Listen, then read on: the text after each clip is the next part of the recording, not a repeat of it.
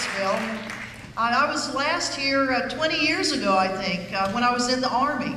I attended a course that was offered right here at the University of Virginia, or at least on the campus of the University of Virginia, because you may not know it, but the U.S. Army has a school that's located right here in Charlottesville, right on the campus of the university. It's the Judge Advocate General School.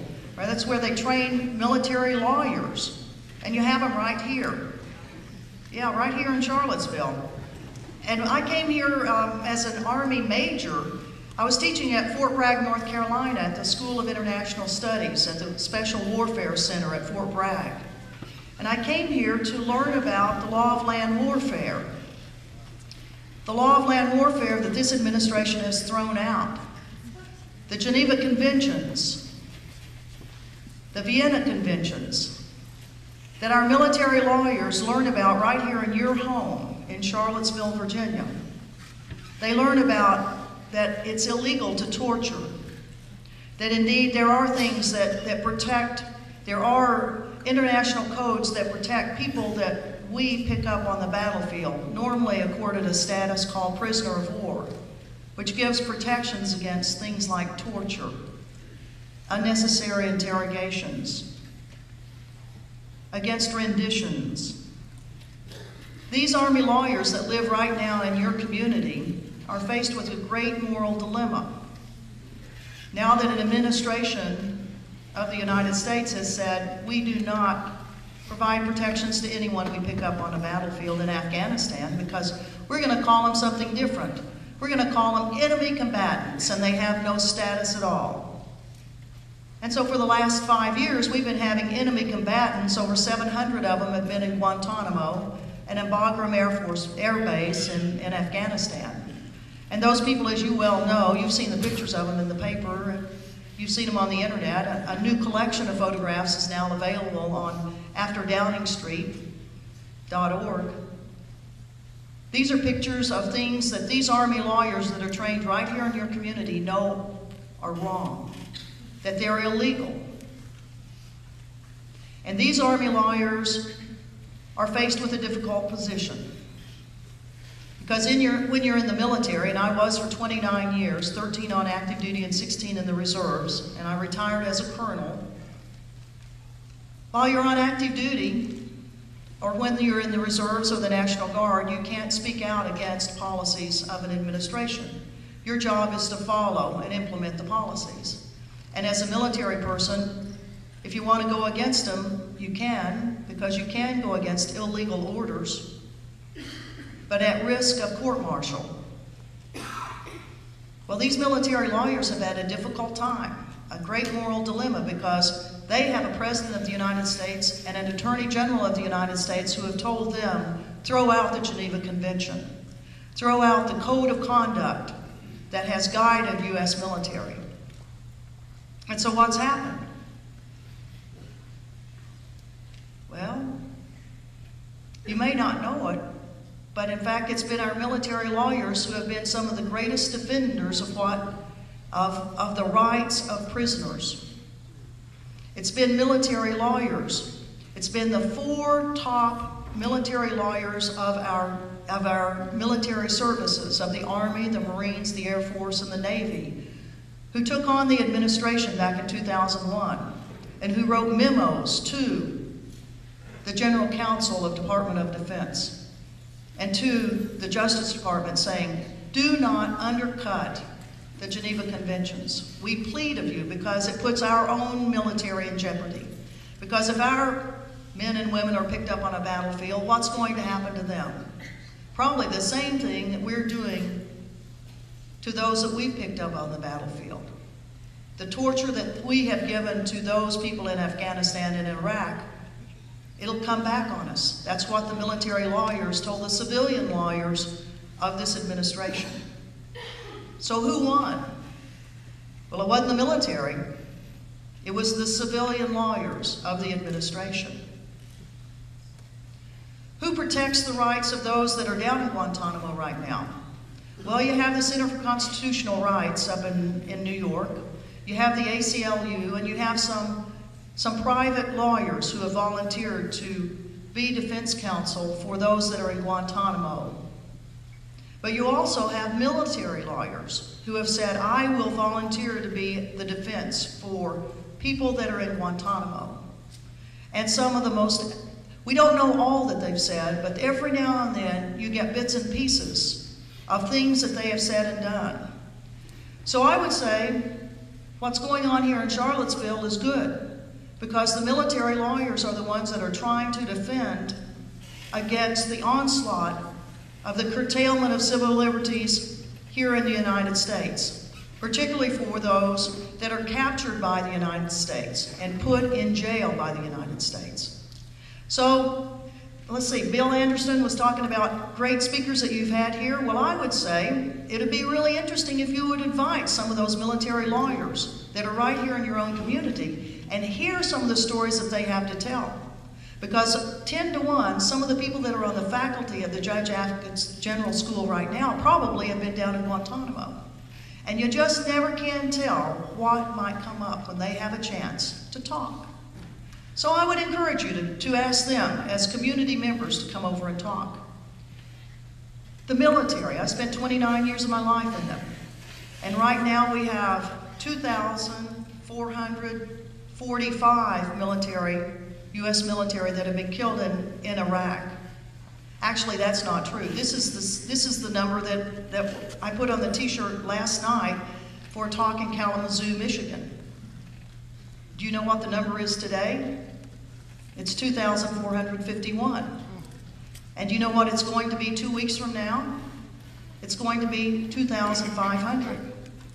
And then do you know what it's going to be in 2 more months? 6 months?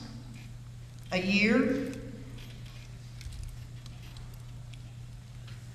The casualties keep growing in this war in Iraq. Right now we have not lost, we know exactly where they are. We have had more Americans killed in 3 years in Iraq than we did in the first 3 years of the war in Vietnam.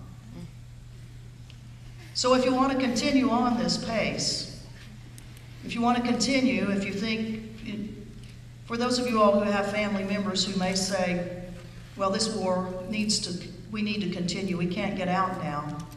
We've got to continue. It would be dishonorable to impinge the honor of those who have died. Well, let's see, how many died in Vietnam? 58,000 before that was finally ended. And it started out just like this. Slow number, small number. Small to those 2,451 families whose loved ones have been killed, and to the 150,000 Iraqis that have been killed either directly by our bullets or by our incompetency and competency and deliberately, I think, tearing up civil infrastructure in Iraq. Water facilities, sewage facilities, electrical facilities, that if they weren't broken when we got in there, they got broken by the not-so-smart bombs. And incompetency so that we spend billions and billions and billions of dollars to our great corporate masters of Halliburton, and they can't fix anything. They spend the money and nothing gets fixed, and so more and more Iraqis die because they don't have water, they don't have electricity to run the hospitals. So we've got a real mess on our hands. I, as a military person and a Foreign Service officer, well, I resigned in March of 2003 because I totally disagreed with us going to war in Iraq.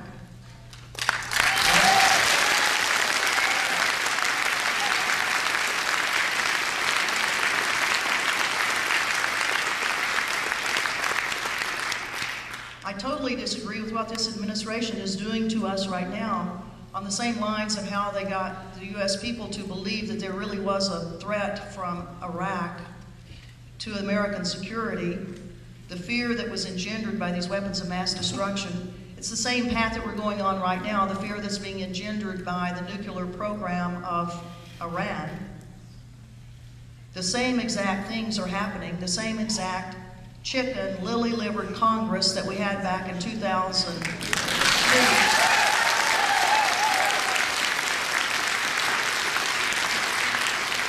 those same ones that allow the administration the use of force in Iraq, they've already voted for the Iran Support Act, which is exactly what happened, years ago for the Iraq Support Act, which means millions of dollars to go in to destabilize the government.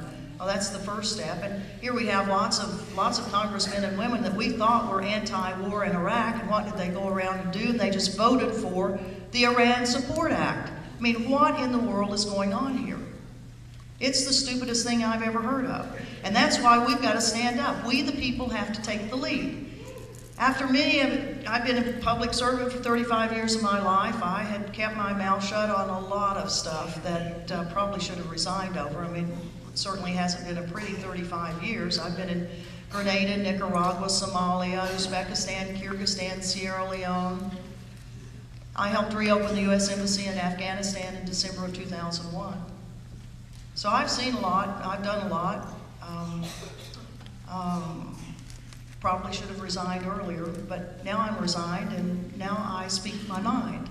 And it's something that we all ought to be doing. Now that I'm not in government service, I can speak whatever I want to, and hopefully it's with a good solid basis of information and analysis and background.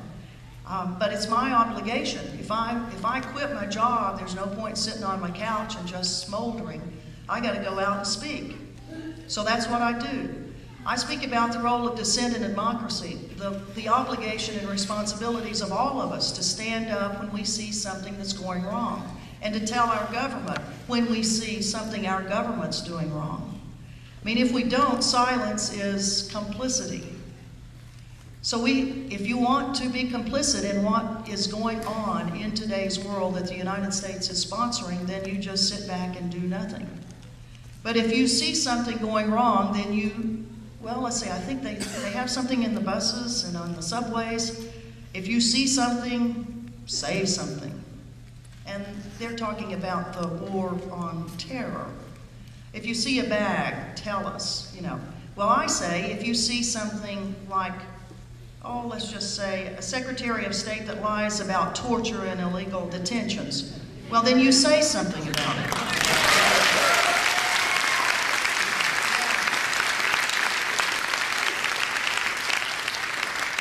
If you see that a president of the United States is authorizing illegal wiretaps and allowing corporate media people communications people to have the greatest data mining into our telephone records, then you say something about that.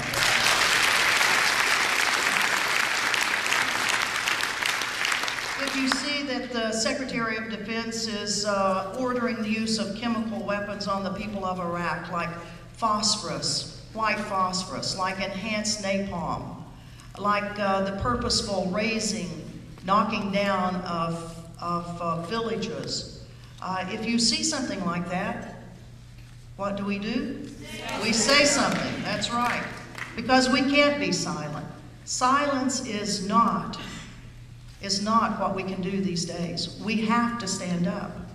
We will not be silent.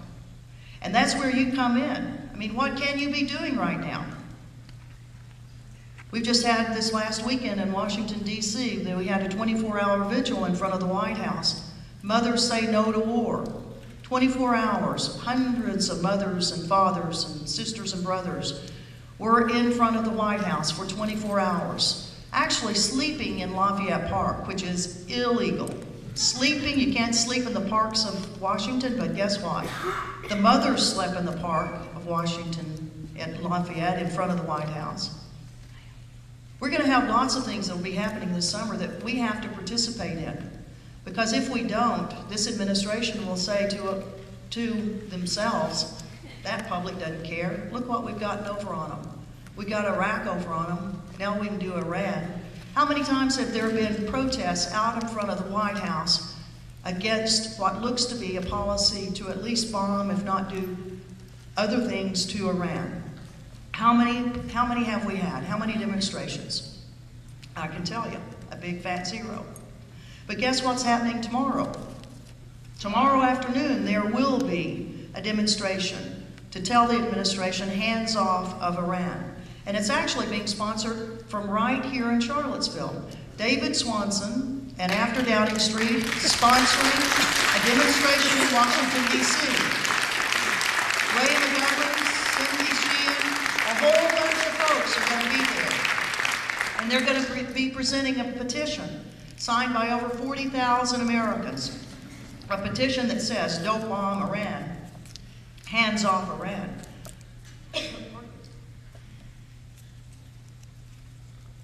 So if you want to do something, take tomorrow off. I mean, school, how many of y'all are still in school?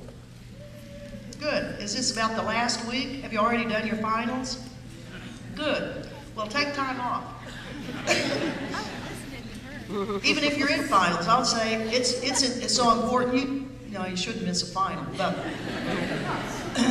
But right now, we're getting down to the wire on some very important stuff, whether or not we're going to be able to keep our country together.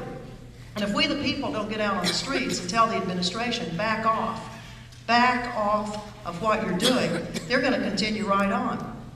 So we've got to take some big actions. We've got to support things like going to Washington tomorrow to protest against bombing of Iran. We've got to tell the administration we need to get out of Iraq. We need to get out of Iraq right now. We need to get the troops home right now.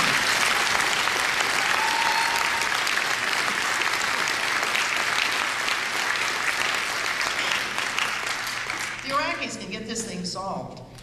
I mean, we certainly have made a big mess of this, and as long as we're there, it'll continue to be a mess. You might as well just paint a bullseye on every American that's there, whether it's American military, American diplomats. I mean, the biggest embassy in the whole world, bigger than the Vatican, is going in Baghdad. I don't even know.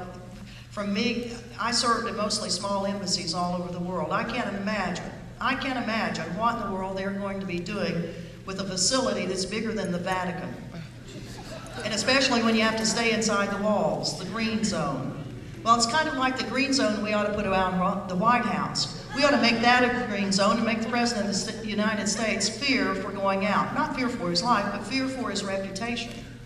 We need to do that because he needs to be put on notice. And actually he is. You know, every time he escapes that green zone in Washington, that White House, he has to fly out, he has to helicopter out, and then he goes to places all over the country. And guess what happens when he gets there?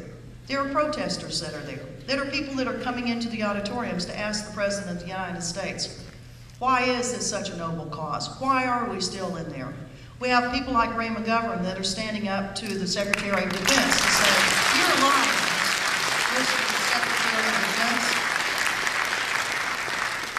I had a little hand in that in October of last year. I just happened to be in Washington passing through. At breakfast time, I picked up the Washington Post, and just read through what's going on in Congress. Well, lo and behold, at the Senate Foreign Relations Committee, guess who was testifying for the first time since her confirmation in February of 2005? Why, it's our dear Secretary of State, Condoleezza Rice. So she was going to go over to the Senate on the Senate Foreign Relations Committee to talk about Iraq. I mean, the first time that she had testified. And that was 10 months. So I thought, well, I'm going to run over there. It's probably too late because the lines must be out onto the street for people that want to go in there and hear what she has to say.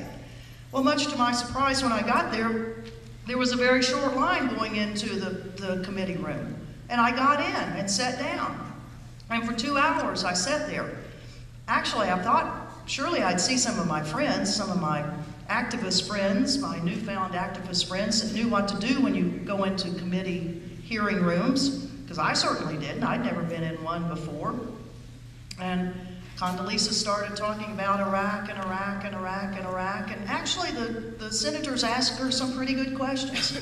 And then, if you remember back in October, there was this big brouhaha about what Syria was doing and what Iran was doing. Well, the senators started grilling her. They said, we've been hearing that you all are talking behind closed doors about a military option on Syria and maybe one on Iran. And Condoleezza Rice just pretty dismissively just went, all options are on the table everywhere.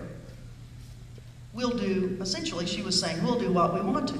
Well, the senator said, well, now wait a minute, we have only given you, the administration, authorization for use of force in Iraq, not in Syria or Iran. You have to come back to us and you tell us what's going on. Well, she again just dismissively just we'll do what we want to, is essentially what she was saying. So I thought, come on, senators, you know, let's have some spine, some backbone. Let's get after that woman. I mean, she's just, you know, stiffing you on this question. They just sat there. Well, you know, sometimes it's just like you're kind of having an out-of-body experience. All of a sudden, your feet start moving and your legs start moving, and all of a sudden you're on your feet and you're going, stop the killing, stop the war. Don't let that woman bamboozle us again. They led us to war in Iraq, don't let them do it in Iran. Stop the killing, stop the war. Well, you know,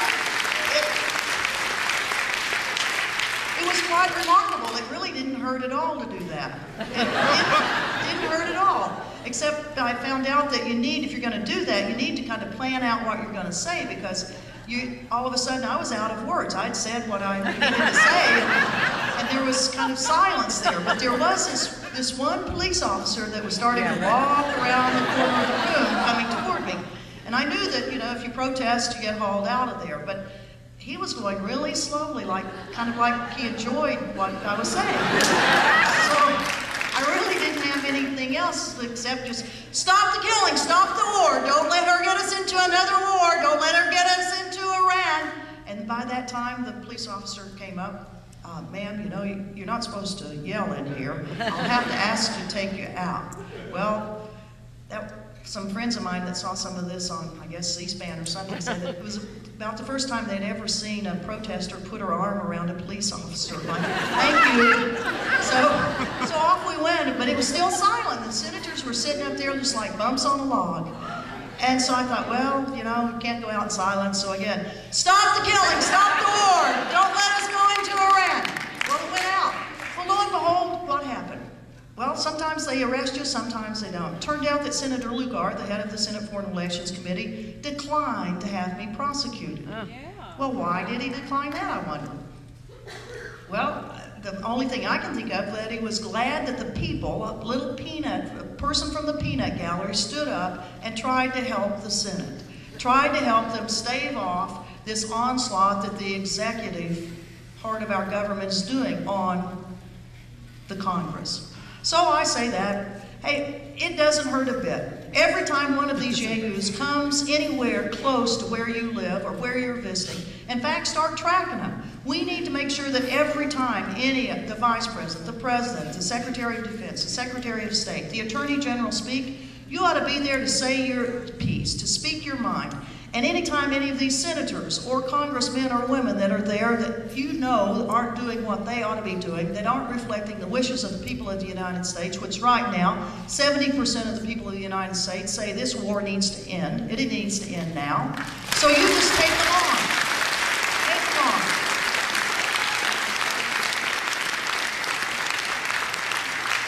And there are a few upcoming events, so you can do that. I don't know if Hillary Clinton has not been any friend to the peace community. I mean, so on May 23rd at the National Press Club in Washington, D.C., there's a breakfast for Hillary.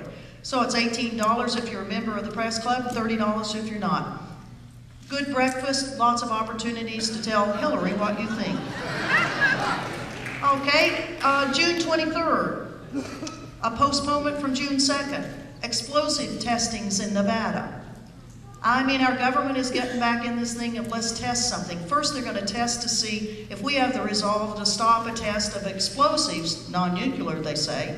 And if we don't stop that, then what do you think is going to be the next one? They'll just try to test for the first time in how many years, just do another little nuclear test. So we got to go out in Nevada on the 20th. The reason they postponed it, I'm sure, on the 2nd is because there was an outcry from the public saying we don't want that radioactive dust that's all over Nevada, we don't want it stirred up by the biggest explosive explosion that's been held in decades. We don't want that stuff going up in the air and coming east into Charlottesville. So we've got to stand up for this. Memorial Day, what are you doing on Memorial Day? Well, I think you ought to at least have the number 2,500 on your sleeve, because that's what it's going to be by Memorial Day, probably. What are you going to do in August? Well, we're going to have Camp Casey. we're going to have Camp Casey in the back door, the backyard of the President of the United States again. So you all ought to come out today. Since Cindy Sheehan went to Camp Casey, went to Crawford in Texas in August of last year, and 12,000 of you came there to visit in 26 days.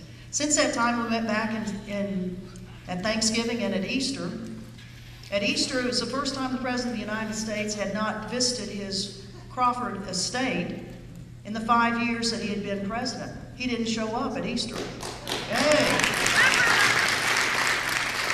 So I invite you to come, and I'm sure Cindy will in just a minute, to invite you all to come to one of the most unique experiences that you'll ever have in your whole life. And you, as peace activists, are the people that will get so much energy and so much oomph by being in hot, dusty, rattlesnake infested, fire ants, chiggers, ticks. I mean, it is tough on one level, but it's the most exhilarating place that you can ever be in August. To be there with friends that sole purpose is to put pressure on the United States, on the President of the United States, to stop this illegal, immoral war of aggression, this war crime that this president has committed. So I invite you to be there. Come with us. Thank you all very much.